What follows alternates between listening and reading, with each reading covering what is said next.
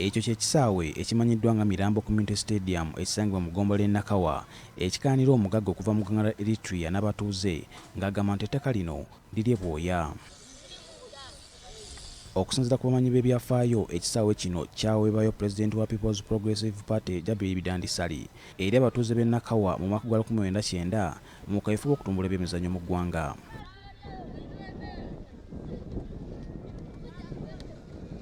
Ebbanga lizze litambula nga bannabyamizannyo naddala abasambi b'omupiira bakozesa ekisaawe kino kyokka oluvannyuma lw'omukulembeze w'eggwanga okuteeka ebyemizannyo ku muggalo, omugagga ono yakozesa ekiseera ekyo n'ayagala okweddiza ettaka ly'ekisaawe, ekintu abatuuze kye batakkiriza.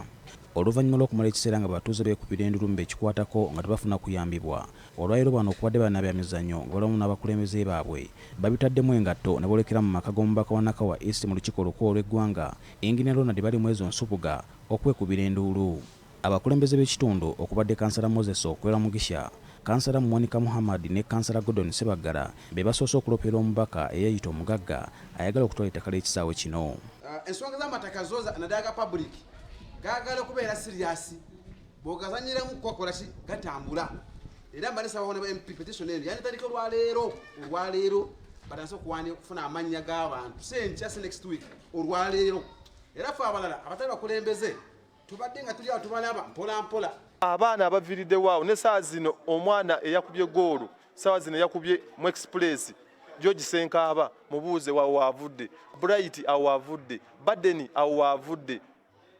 Abazannyi bangi abavudde awo ab'omugaso ku saawa zino. Era omusajja Ezra alinako apartment eziri waggulu eziyimiridde ku ttaka ly'ekisaawe.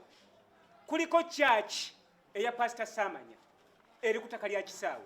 Bano bagiddwa abatuuze abategeeza nti basobola kukkiriza bannakigwanyizi kuttattana kitiibwa kya kitundu kyabwe.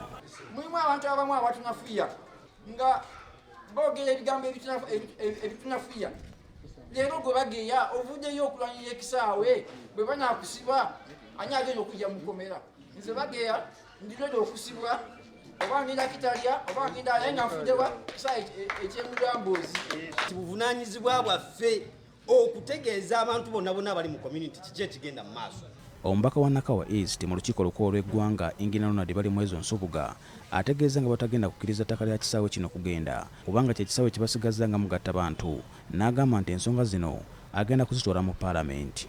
Ebyemizannyo birinawo ebitadde ekonomi y'eggwanga, naye ekyennaku nti abakulembeze bakyeyagaliza tebaagala kuteeka byamizannyo kuteeka mu ssente nga batandikira kutunda bisaawe nti kati wetwogerera kyekisaawe kyokka kye tulina mu Nakawa mwana wattu ekya community naye nakyo baagala kukitwala. Kati awo tetugenda kukkiriza era nga tugenda ku petition ya parliament okulaba nti essalawo kyekyokukola. Balimwezo alabudde bannabyabufuzi abekobaana abagagga ne basaanyawo ebifo eby'enkizo ebitumbula enkulaakulana y'eggwanga. Buli bisaawe byonna bye tulina bamafia babitwala ne bazimbamu za arcade ne bazimbamu za apartment. Ne wasigala nga tetukyalinawo open space bavubuka basobola kuzannyira. Edda abavubuka babeeranga n'ebisaawe bazannyira energy yaabwe energy amaanyi gaabwe ne bagateeka mu sports agenda okudda ewaka ng'akooye. Naye olw'okuba nti tebalina we bazannyira kati amaanyi gonna bagateeka mu mejju gw'amateeka. Paul Siano Mukibi, BBS Telefina, Gamboze.